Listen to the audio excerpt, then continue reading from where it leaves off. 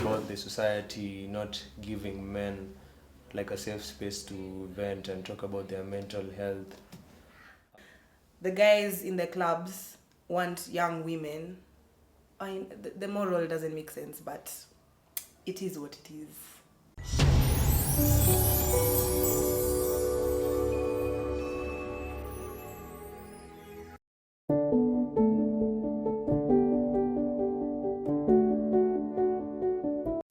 If I may, I would like to pose an interesting question. Are all human beings truly equal? These days, everywhere you go, there's talk about the fight for equality, the fight for our rights. But ultimately, is everyone's needs truly met? While we're all equal at birth, pretty soon things begin to change, as some people's needs are met, while others may be neglected in the process. In this case, we'd like to delve into the strides made towards empowering the girl child. Sasa tuoneshe tu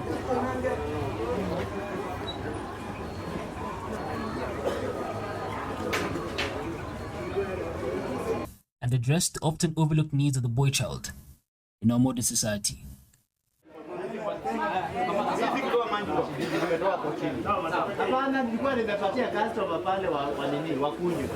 Historically, girls have faced significant barriers in education, career opportunities, and social status. For decades, these challenges have continued to exist and have affected their ability in several ways to grow and really thrive in society. That being said, significant progress has been made over the years to address these issues. From women empowerment movements to equal job opportunities, several initiatives have been created to help women to finally grow and achieve their full potential. Okay, so today's woman, I can say, is liberated as opposed to the yesteryear's woman in the sense that like training opportunities. So we have more opportunities for women to be trained, but also, as opposed to in the past where women would not be trained. So even if opportunities were available, they would not be qualified to, let's say, be hired or to perform certain duties. And in this regard, therefore, if you don't have, let's say, an income financially, you become not stable. And of course, you cannot develop yourself, you cannot invest. And so what would happen is the woman would continue depending on the man, let's say, for provision. But today you find ladies who are financially stable, able to invest and take care of themselves. But also the other thing that I think was prominent is the restrictive gender norms, or you see, in terms of like roles, where women were expected to be at home, take care of the children or farm. But today, because we are living in a global village, you'll find, let's say, a woman doing the roles that the man can do. And that has also made it easier for women now to actually be liberated and able to actually come out strong and take positions and able to advance in levels that even men have not been able to. But how have some of these issues affected women on a personal level? To answer that question, I spoke to Anne Joseph, a single mother struggling to provide for her family in the midst of trying times. Na ndio sababu unaona kupitia kwa zile shida tunapata manyumbani, ndio unaona vijana wetu, watoto wetu wameamua kututetea sisi kama wananchi. Sababu uchumi imeenda juu sana, kuwasomesha ni shida, kupata kitu ya kukula nyumbani pia ni shida. Kwa hivyo juu ya hiyo struggle yote, unaona vijana wamejitokeza na kusema kwamba uchumi iweze kuteremshwa ndio kila mtu afikie.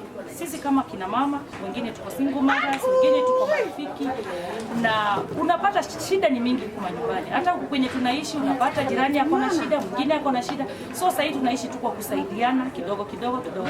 Kwa hivyo maisha yenyewe iko tu. Aside from Anne, many young women today grapple with circumstances that feel beyond their control.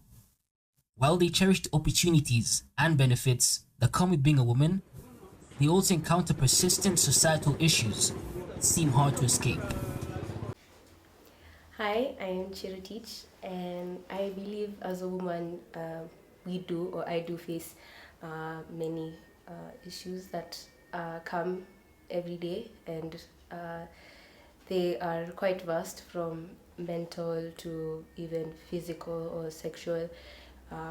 They are issues that happen to come with being this gender specifically, and something that I think affects women at least every day could be the mental pressures, could be body images, or like even just like certain personality types.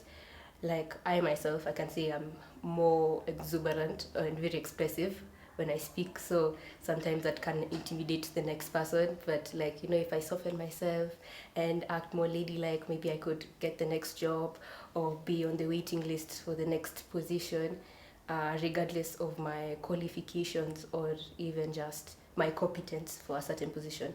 So, you know, there are certain times, you know, as a lady, you have to align yourself to the societal, let's say, like requirements for you to be the ideal gender that you are.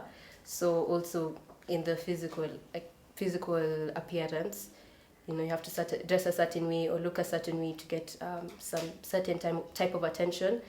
And you know, that can, and if you don't meet that type of attention, or you don't meet that type of requirement, you know, it can really mess you up mentally. You know, you can start questioning how you look, even though it's natural and it's innate to you. You'll find yourself almost wanting to have to fix that, which was never a problem to begin with. The biggest issue I've faced as a woman is mainly disrespect in many different aspects. So, okay, there was a time, okay, first of all, disrespect in terms of physical assault, by both people you know, by both guys you know and guys you don't know. There was an instance where someone I thought was, okay, not a friend per se, but an acquaintance, and I thought, you know, we had that respectful level between us, groped me in a very disrespectful way, and I didn't think that it would make me feel as bad as it did, but then it felt horrible. Like after it happened, it felt really horrible, and like processing it after, I was like, why would he do that? I understand, yes, I like to dress, okay, I like to wear fitting clothes and all that, but that's for me. It has nothing to do with trying to get other guys or other people to look at me in a certain way and all that stuff. So yeah, that was a horrible experience, and yeah, I confronted him about it eventually, but either way, I think for him to feel comfortable to do so was very wrong. And then groping by just random people during the club, a fun night out, you're up and about with your girls, and then some random person feels the need to be disrespectful and touch you in inappropriate ways, which is really, yeah, wrong.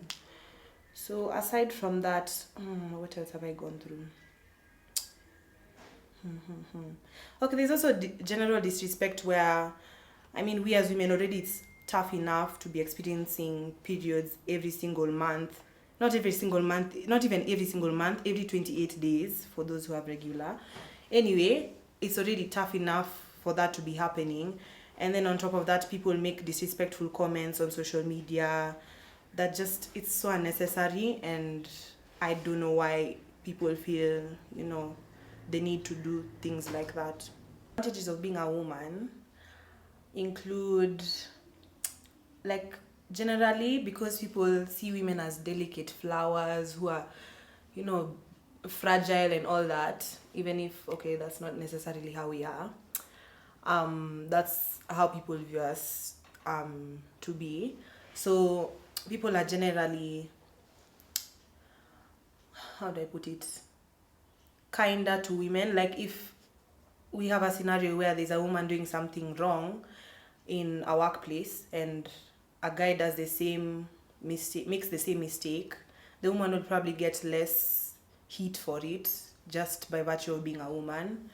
I also think in 2024 specifically, there's a lot more talk on women, female empowerment and all that. So people are treating women a lot better than they once were. Like women, okay, there's still definitely occasions where people are condescending and stuff, but then women are generally being treated a lot better than they used to be. Yeah, also like I like to go out. I love being outside, and entering clubs is so easy. Like I don't have to be worried, oh, my ID, oh, nothing like that. Like it's very easy to enter clubs because they know the guys in the clubs want young women. I mean, the moral doesn't make sense, but it is what it is. Yeah. While the empowerment of girls has gained much needed attention, the boy child has often been neglected. In many parts of the world, boys have faced their own set of challenges, ranging from high dropout rates to lack of emotional support. Given the current state of our society, boys are usually expected to put on a brave face, be stoic when faced with their own problems. Such expectations and lack of care has led to many of them feeling alone and enduring several mental health problems. My name is Amos Ashisoma, and what I feel about the society not giving men like a safe space to vent and talk about their mental health. To some point, I think it's not fair, but also I kind of feel like men should be, hardcore, but also it has an effect on our mental health, and all of us need like a place where we can talk about our issues, talk about what's affecting us, and without that, it has a lot of negative effects on us. You might get to a point where where you feel like everything is overwhelming and you go into depression at some point. Well, from a personal perspective, like for example, how I deal with my mental issues, and like the times when I'm low and stressed. Sometimes I go out with my friends, we get drinks and try to like get out of reality, like escape from reality and stuff.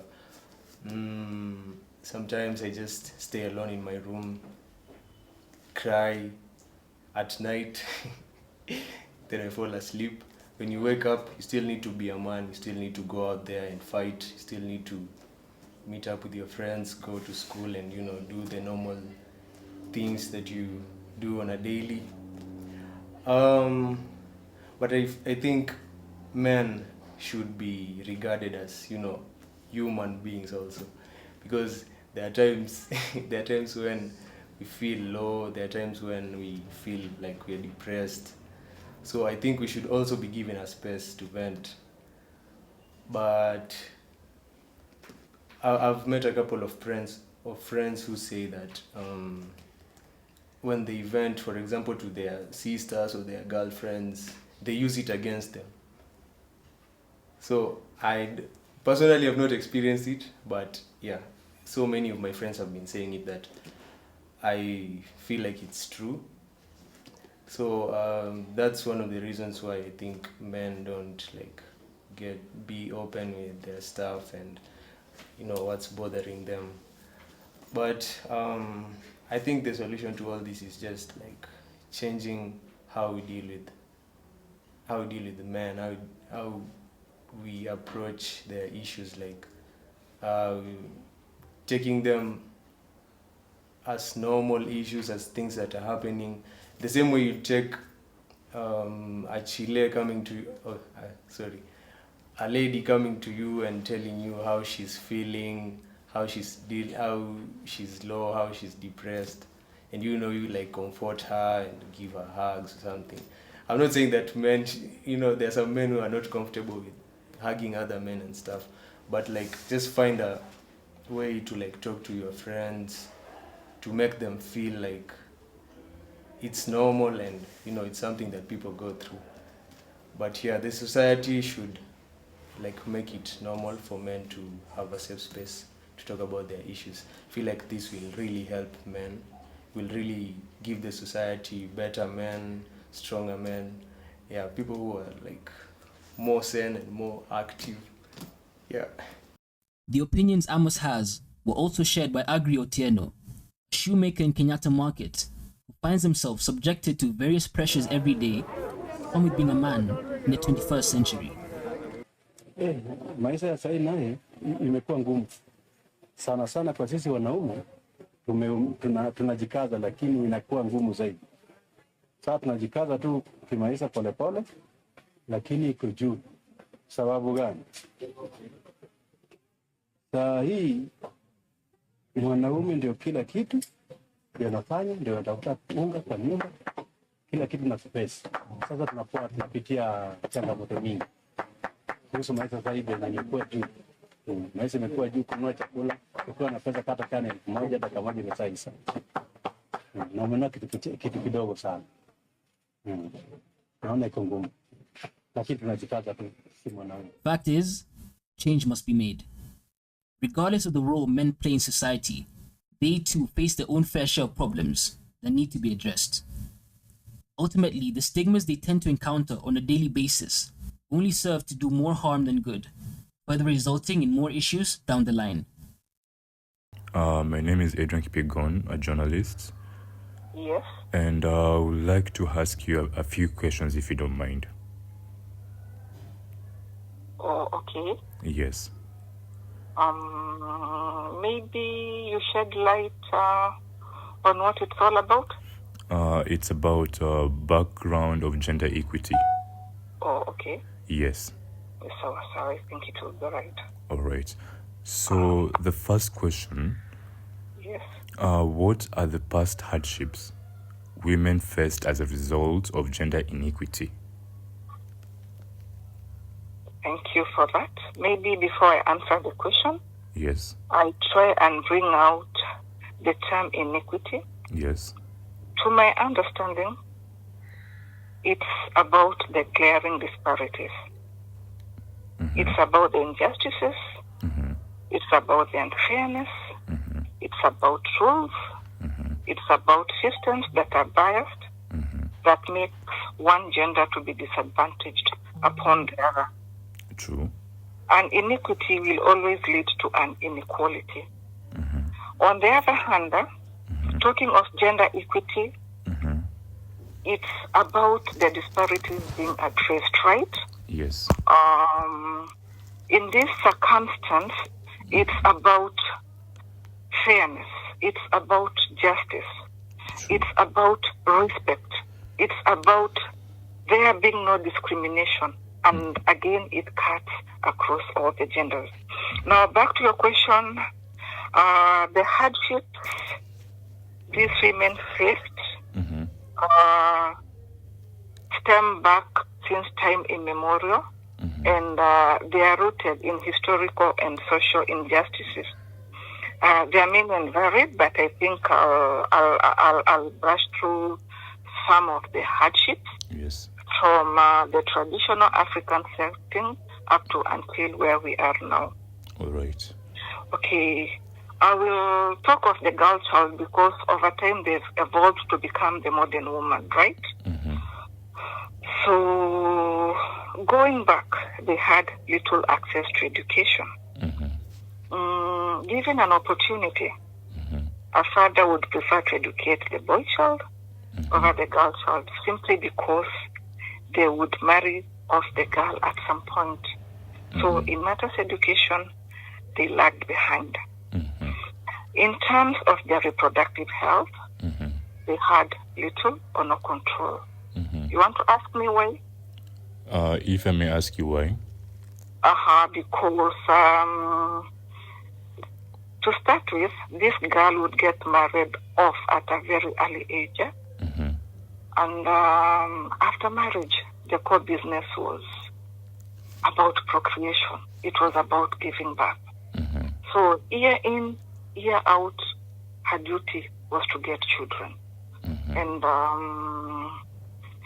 there were no established medical facilities by then.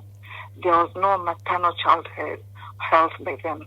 So they relied heavily on the traditional midwives, and we see their lives were at risk. Every time it was about childbirth, it was something else, because it was like trial and error. Do we come out of this alive? Do we lose the mother, or do we lose both the mother and child? So in matters of their reproductive health, they had little or no control. Another factor, they were bound by the cultural and social norms. What do I mean when I say this? As I said earlier on, these girls were married off at a very early age. A very small girl, I would say a small girl, because they would get married off at around the age of 10, 11, 12, 13 to very elderly suitors. And again, before the marriage, they had to undergo the cut. That is the female genital mutilation. It was a crude practice, and it impacted negatively on the girl child. Again, they were seen as a source of cheap labor. Because in the olden days, the women would now till land in exchange of something small so that they would sustain their families. So they would hop from one farm to the other in the name of doing vibarua in exchange of something small. And as if it was not enough, they had to go look for firewood. They had to go fetch water. They had to come back. They had to do the nurturing. So, looking back at it, it was, I can't even try to imagine, because you can imagine what was expected of them, and then what they were getting in return. It is like they were lesser beings. So these are some of the injustices. These are some of what these women went through at that time. And then gender-based violence was also there. In that setting, they were voiceless. And violence would be meted out on them in the name of discipline. Imagine a woman being caned or whatever in the name of you being disciplined. In some communities, they would take it that if a man wanted to show that they loved their wife forever, they had to do it through beatings. Some things were just so barbaric. So with a little civilization, this woman now started going to work. But again, you find that they are working, yes, but they're being told some jobs are supposed to be for men, some jobs are supposed to be for women. They're already there, they're working, there is discrimination, unequal pay, and limited career advancement for women in the job sector. So now, as we try and put all this together, politically, I don't think they were represented, because what can a woman say in front of a man? Or you are not even supposed to appear in front of men. So political representation was at zero. But now looking again in the modern world, I think they sat and saw whatever this woman went through was so much more than they could bear, or it was so unfair, or it was unjust. And then came the affirmative action for women. It was about compensation for what these women went through. So what are we saying here? We are saying it is time now. This woman is supposed to have equal access in matters health, in matters education, in matters economic well-being. Best illustration, there is a time when the entry points to the university for the girls are much lower than for the boys. And then something to do with the sciences and the arts. The girls are supposed to have scored even a little lesser than the boys for consideration into the universities. So they were trying now to bring up the girl child because of what that had happened in the past. Also about the political representation came about the third parliament rule in Kenya, which I think was enshrined in the 2010 constitution. So with whatever that was happening in parliament, I think some nominations had to be done so that this woman is fully represented in parliament. Right. So it was about addressing historical gender disparities and ensuring equal representation. I've encountered in my practice as a psychologist, many times a man would walk into my office. And simply because I'm a woman, we are like, we are not ready for this. Or, I'd prefer maybe a male psychologist to handle me. Already you can see they are not comfortable with me handling their issue. Or they are like, what is this woman going to tell me? Already I've been profiled. So when it comes to this, we are still bound by the cultural norms. I don't even know how to put it, but the impact on the boy child with the neglect of their issues, one, I would say, they developed mental health issues. This is because this boy is left out. This boy has just been conditioned to know that I am not supposed to cry. This boy is always about manning up. It's about always being strong. It's about something being attached to what they are doing. I think in return, these boys now retreated to their shells. They retreated to their cocoons and they decided to shut. What is the result? The boy does not become a fully functional human being. I am saying this because with unresolved issues, there is no way you will walk into the future confidently. I say, can we now try and address the issues that these boys are facing? We start with the mental health issues. They will experience higher rates of depression, higher rates of anxiety and stress due to the societal pressure. Why? They want to suppress their emotions and that they're strong. They are just about adherence to the rigid forms of masculinity. And they try to avoid activities deemed as feminine. We are killing this boy. We are not being fair to him. They also develop a low self-esteem because of what is attached to what they are.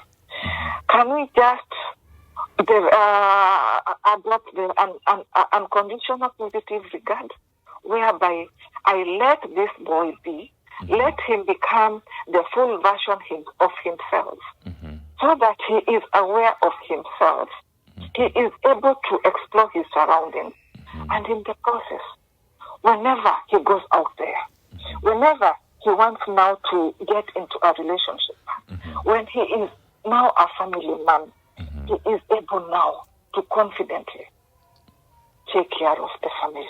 Because if we do not do this from the word go, it will impact on what he becomes in the future. We should also tell this boy it's okay not to be okay. They can cry, they can express their emotions, because we want them to be real men. A real man is a man who knows how to take care of a woman. A real man is a man who knows how to express his emotions. You know, I think even during our times, the way the men had been conditioned, they would not tell you they loved you, simply because it was not right. So I think these are some of the things that we should do away with, so that we get hold of this boy. so that this boy is able to know I am me and this is what is expected of me. Out of what we are discussing, men are now alcoholic. They've retreated to doing drugs simply because it is a coping mechanism. It is a defense mechanism. It is the easy way out because they are not able to handle what they have. Others will turn out to be very aggressive, to be very violent. Why are they doing this? It is because of what is eating them up and they are not able to let it out. So they will always now get a way of, trying to release. And that is why we are saying their issues should be dealt with utmost care and attention, and they should always know that it is okay not to be okay for them to be fully functional men in the society. Okay, thank you so much. Iniquity. One gender is disadvantaged over the other. Yes. So what are we saying? Can we provide like a ladder? The disadvantaged gender will now be able to rise up this ladder so that now they are able to be at par with the other gender. So that going forward, we talk of equality. When we talk of equality, it is about the equitable distribution of resources. It's about the equitable distribution of opportunities and possibilities cutting across. No gender is above the other. We need to create a more balanced society where the needs of both girls and boys are equally addressed. Ultimately, gender equity isn't about favoring one gender or the other. It's simply to ensure that the needs of both men and women are fairly addressed. At the end of the day, the journey towards gender equity is ongoing, and it definitely won't be easy. All that matters, however, is putting in the effort towards ensuring everyone's voice is heard and their needs are met, so that they too get the opportunity to shine in their own light.